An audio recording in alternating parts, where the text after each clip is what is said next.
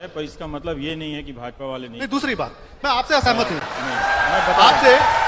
मैं बता रहा हूँ आप कहते हैं कि भगत सिंह से कोई शायद बड़ा नेता मिलने नहीं गया। प्रधानमंत्री एक सेकंड, अरुंधति रॉय का एक इंटरव्यू आया, ठीक, वो किसी पाकिस्तान के रेडियो से चला था और पाकिस्तान के वेबसाइट से चला था, और न्यूज़ पे ये डॉक्यूमेंटेड है। फिर उसको उठा के भारत के खास वैचारिक समर्थकों के वेबसाइट ने उसको छापा, न्यूज़ बनाया, और कई लोगों ने उसको ट्रेंड करके ट्वीट किया। तो इसके झांसे में कोई भी पढ़ सकता है। वो जरूर चुनौती है कि बाहर के देश के लोग हम सबको लड़ा सकते हैं उस ट्वीट को करके, पर ये इतना निर्दोष व्यवस्था नहीं है।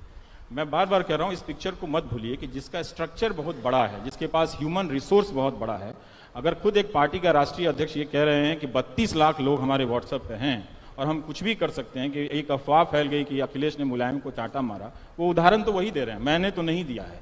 उन्हें इस तरह का, उसने इसका क्या संभव है? कोई संपूर्ण इसका नहीं, इस तरह का उदाहरण कहते हैं उन्होंने फैलाई है। मैं दूसरा कहता हूं, नहीं, उन्होंने खुद दिया है ये उदाहरण। उन्होंने कहा कि ऐसी अफवाह फैल रही है, हमने फैलाई। उन्होंने कहा कि हमारी पार्टी के जिला के लोगों ने ट्वीट किया। आप उसका बयान को ठीक से पढ़िए, मैं उसको निकाल के पढ़ा सकता हूँ, मैं पढ़ा दूंगा।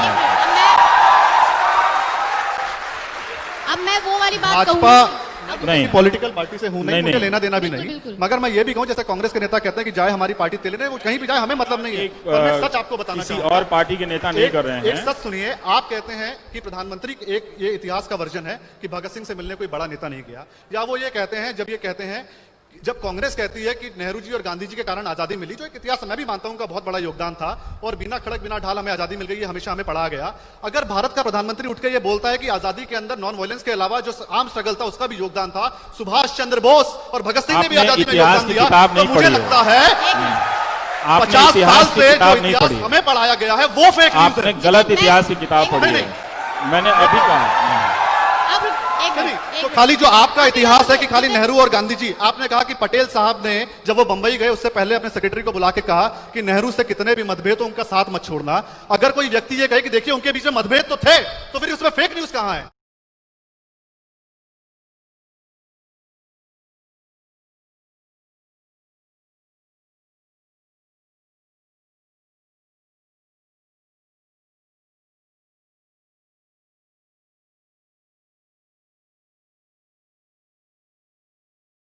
इसीलिए मैं बता रहा हूं, जो पॉलिटिकल टीका टिप्पणी है उसको फेक न्यूज की कैटेगरी में मत लेके आइए। इतिहास के वर्जन को जितेंद्र सुनिए, आप सुनिए, अब मैं कुछ बोलना चाहूंगी।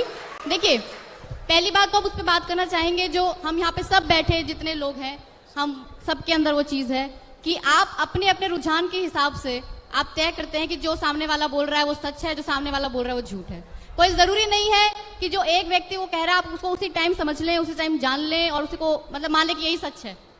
तो आप वो आज सारे लोग वही कर रहे हैं। मैं यही कह रहा हूं, मुझे सामने कहने में कोई दिक्कत नहीं है, क्योंकि मुझे पिटने की संभावना कहीं भी है। इतिहास को जब भी इस भावुकता से पेश किया जाए, वो हमेशा ही इतिहास नहीं होता है। कहीं भी इतिहास को अगर आप प्रोफेशनल बड़े हिस्टोरियन की किताबें पढ़ेंगे तो वो किसी का महिमा मंडन बेवजह वो नहीं करता है। राजनीतिक दल जरूर करते हैं, कांग्रेस के पोस्टर पर सरदार पटेल नहीं होंगे, इनके पोस्टर पर होंगे, वो सब करते रहते हैं। लेकिन जो इतिहास की प्रोफेशनल ट्रेनिंग है उसमें खुद ही इतना कंपटीशन है कि एक मैंने जैसे कहा कि सरदार बोस पे ही कई किताबें, राइट लेफ्ट हर तरह के इतिहास के लोगों को लिखे हुए, जिन लोगों ने सरदार भगत सिंह की जेल डायरी और किताबों का संकलन किया है वो और भी लोग थे, मतलब उनका वो कुछ और भी लोग उनसे कहा जा सकता है। तो सरदार भगत सिंह हर जगह हैं, कम्युनिस्ट पार्टी में भी हैं, आरएसएस में भी हैं, कांग्रेस में भी हैं, वो सब जगह हैं।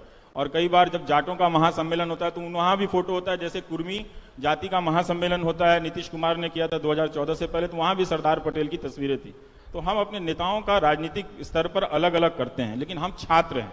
अगर आप में से कार्यकर्ता हैं, कोई राजनीतिक है, तो पूरा आपका अधिकार है, जो आपकी पार्टी का है वो आप मानते रहिए। लेकिन हम छात्र हैं, तो हम हिस्ट्री को इस इमोशनल क्वेश्चन से अगर आप देखने लगेंगे तो यही है, वो फेक न्यूज, फेक इमोशनैलिटी के ट्रैप में फंसेंगे और फिर तालियां बजाएंगे। और जो आप देखिए कितना आसान है, ताली आपने इनके लिए भी बजा दी, वही जनता मेरे लिए भी बजा दी। तो प्लीज मत कीजिए ये काम, प्लीज रैशनैलिटी को लाइए, तार्किकता को लाइए, थोड़ा सा समझिए हमने क्या कहा, इन्होंने क्या कहा, खुद परखिए। मैं बार बार कह रहा हूं कि किसी पे आंख बंद करके भरोसा मत कीजिए, थोड़ा मेहनत कीजिए, आपको पता चलेगा कि कहां क्या नाइंसाफी हुई है, कहां क्या कुछ हुआ है। खुद भी सोचिए कि क्या आप इन नफरत की बातों से, फेक न्यूज की बातों के हटा के क्या आप किसी नेता को पसंद नहीं कर सकते हैं? आप इतने कमजोर कब हो गए, है ना? तो एक बात ये सोचिए। दूसरी बात, पूरी तरह से सहमत हूं और ये करना चाहिए, आपको करना है, क्योंकि ये लड़ाई जो है आप पे कब्जा करने की लड़ाई है। ठीक, न्यूज चैनल जरा सावधानी से देखा कीजिएगा, वरना कब आप दंगाई बन जाएंगे आपको पता नहीं चलेगा। बिल्कुल सही। आप एक गणेश शंकर विद्यार्थी जी का कोट है, तब कांग्रेस की सरकार नहीं थी और तब मीडिया की सरकार नहीं थी, बीजेपी की सरकार नहीं थी और मीडिया की भी सरकार नहीं थी, और ये अच्छा स्लिप ऑफ टंग था। लेकिन देखिएगा कि लोकतंत्र इतिहास में कई बार खतरे में पड़ा है और कई बार उभर कर भी आया है। तो ये एकदम इस बात के लिए तैयार रहना चाहिए कि कभी भी आपकी जरा सी गफलत से आपका लोकतंत्र बर्बाद हो सकता है, आपके योगदान से। तो और मीडिया किस तरह का खेल करता है कि पहला एडिटोरियल है उनका प्रताप साहब का, प्रताप अखबार में जो कानपुर से निकला था, गणेश शंकर विद्यार्थी का, वो लिख रहे हैं, वैसे अभी यहां पूरा अंधकार नहीं हुआ है किंतु लक्षण वैसे ही दिखते हैं। ये 1913 है। इसके बाद यहाँ के समाचार पत्र भी मशीन के समान हो जाएंगे और उनमें काम करने वाले पत्रकार मशीन के पुर्जे। इसके फलस्वरूप ना व्यक्तित्व रहेगा और ना ही सत्य असत्य का अंतर। कितने महान व्यक्ति थे।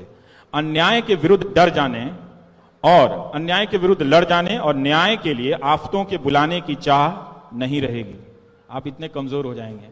जैसे आप पूछते हैं ना, आप इतना कैसे बोल लेते हो, ये सवाल ही आपको बताता है कि आप एक नागरिक के रूप में समाप्त हो चुके हैं। सरकारों ने आपको डराकर समाप्त कर दिया है। तो ऐसा सवाल कभी किसी से मत पूछिएगा। ये कहिएगा मैं जितना नहीं डरती हूं उससे कम तुम क्यों डरते हो, ये सवाल पूछा कीजिए। तो ये लिख रहे हैं कि सिर्फ रह जाएगा खींची हुई लकीरों पर चलना। ये गणेश शंकर विद्यार्थी जी का कथन है। तो हमको याद रखना चाहिए, भारत के टेलीविजन को, खासकर हिंदी अखबारों को, हिंदी टेलीविजन को बहुत ही सावधानी से देखिए। अगर जरा सी चूक आपने की तो आप जिन महान लोगों की कुर्बानियों पे, उनकी मूर्तियों पे शान करते हैं, उनकी शान में आप गुस्ताखी कर देंगे। हम पढ़ रहे हैं। मीडिया ने ही सिखाया कि किससे आपको सवाल नहीं करना है। मीडिया ने ही बहुत सारी खबरें गायब कर दी। तो जो नो न्यूज है वो भी एक तरह का फेक न्यूज है कि अगर आप असली चीजें ना जान के कुछ और चीजें जान रही हैं या आपको बताया जा रहा है। आप हिंदी अखबारों को देखिए, पढ़िए ध्यान से। बहुत एक से एक काबिल पत्रकार हैं, मतलब इतने धुरंधर हैं कि पसीने छुड़ा दें नेताओं के और सरकारों के, लेकिन उन सब के हाथ बांध दिए गए। वो सब मिलते हैं तो ऐसी तड़प है, उनकी तड़प को मैं थोड़ा सा जी लेता हूं ज्यादा। पर अगर आप उनका साथ देंगे तो यही पत्रकार बदल देंगे आपके लोकतंत्र को। नेताओं में बहुत क्षमता होती है। हमारा न्यूज चैनल खासकर और मीडिया, मैं बहुत जिम्मेदारी से कह रहा हूं, जो मुझे पिछले 4 साल में दिखा है और उसके पहले जिस तरह से उसमें गिरावट आ रही थी, वो बहुत होशो हवास में सोच समझ के भारत के इस अर्जित लोकतंत्र को, जिसको पाने के लिए लोगों ने काला पानी की सजा भुगती, उसको बर्बाद कर रहा है। ये बात मैं ताली बजवाने के लिए नहीं कह रहा हूं, ताली मत बजाइएगा। आपके अखबारों के संपादक, आपके पत्रकार, उनके मालिकान, ये सब मिलकर इस लोकतंत्र को बर्बाद करने में लगे हुए हैं।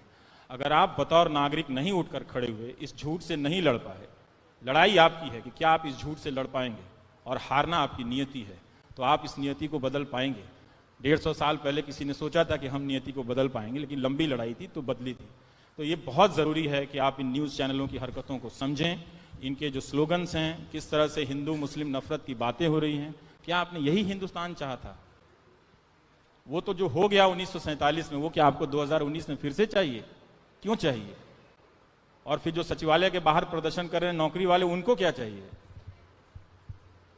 उनको तो नौकरी चाहिए ना। तो अपने सवालों को मत बदलने दीजिए, मत भटकने दीजिए। तो मैं जिम्मेदारी से कहता हूं कि हिंदी न्यूज चैनल आपको बर्बाद कर रहे हैं। सबसे पहले आपको दंगाई बना रहे हैं। अंग्रेजी भी आ गए उसमें, और अंग्रेजी भी आ गया है, पर तो मैं हिंदी का हूं तो अंग्रेजी मैं भी उसकी खबर ज्यादा रखता हूं। पर आप अंग्रेजी से भी, और ये बात कोई लाग लपेट का नहीं है। आप अगर जरा सतर्क हो जाएंगे तो यही सब चीज अच्छा हो जाएगा। और आपके नेताओं में बहुत संभावना है कुछ नया और बड़ा कर देने के लिए। उनके पास लाखों की संख्या में सरकारी कर्मचारी हैं। तो आप अपना सही डिमांड जरा सा बड़ा कीजिए।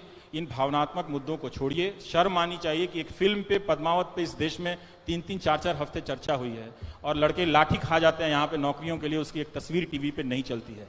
अगर ऐसा भारत, अगर ऐसा मीडिया आपको चाहिए, आपको मुबारक। मैं आपको बोल के जा रहा हूं, आपने अपने गर्दिश के दिन तय कर रखे हैं। शायद उसका बुलावा जो है वो आप और तेजी से चाहते हैं कि वो और जल्दी आ जाए, ताकि हम बर्बादी जो है, जिसकी हमने चाह की थी, हम ओढ़ लें। अब हमको जाने दीजिए।